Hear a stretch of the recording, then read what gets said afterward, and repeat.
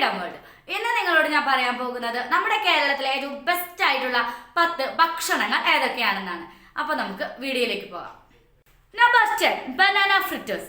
ചൂടുള്ള എണ്ണയിൽ വറുത്തെടുത്ത വാഴപ്പഴം കൊണ്ട് ഉണ്ടാക്കുന്ന ഈ വിഭവത്തെ പഴംപൊരി എന്നാണ് വിളിക്കുന്നത്.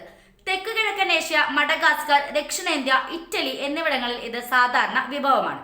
നമ്പർ 9 ഫിഷ് മോളി. മസാലകൾ നിറഞ്ഞ മത്സ്യം കൊണ്ടും നാളികേരം കൊണ്ടും ഉണ്ടാക്കുന്ന ഈ വിഭവം കേരളത്തിൽ പ്രസിദ്ധമാണ്. ഇന്ത്യയിലും മലേഷ്യയിലും സിംഗപ്പൂരിലും ഇത് സാധാരണമാണ്. നമ്പർ 8 തലശ്ശേരി ബിരിയാണി. കൈമ അല്ലെങ്കിൽ ജീരകശാല അരി കൊണ്ട് ഉണ്ടാക്കുന്ന ബിരിയാണിയാണ് ഇത്.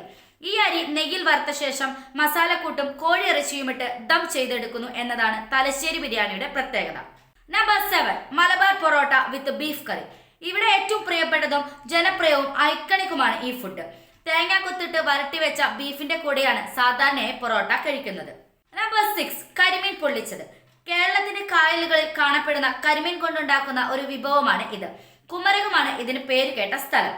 നമ്പർ 5 പാലട പായസം. അരിയട, പാൽ, പഞ്ചസാര, നെയ്യ് തുടങ്ങിയ ചേരുവകൾ കൊണ്ടുണ്ടാക്കുന്ന ഒരു മധുര പലഹാരമാണ് ഇത്. ഓണക്കാലത്താണ് ഇത് കൂടുതലും കേരളത്തിൽ കാണാറുള്ളത്. നമ്പർ 4 ചെമ്മീൻ കറി. ഇത് ബർമീസ് പാചക രീതിയിലെ ഒരു സാധാരണ കറി വിഭവമാണ്.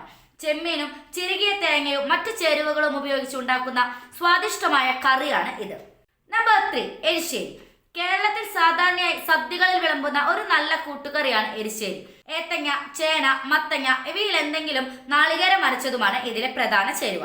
നമ്പർ 2 അപ്പം വിത്ത് സ്റ്റൂ. ഇതൊരു പ്രഭാത ഭക്ഷണ കോമ്പിനേഷനാണ്. പാലപ്പം, വെള്ളയപ്പം അല്ലെങ്കിൽ ലേസ് അപ്പം എന്നും ഇത് അറിയപ്പെടുന്നു. നേരിയ മസാല ചേർത്ത ഉരുളക്കിഴങ്ങും തേങ്ങാപ്പാലും ചേർത്തതാണ് സ്റ്റൂ. നമ്പർ 1 പുട്ട് ആൻഡ് കടലക്കറി.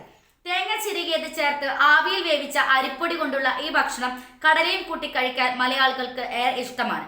ഇതൊരു പ്രഭാത ഭക്ഷണം കൂടിയാണ്. ഈ വീഡിയോ നിങ്ങൾക്ക് ഇഷ്ടമായ ലൈക്ക് ചെയ്യുക.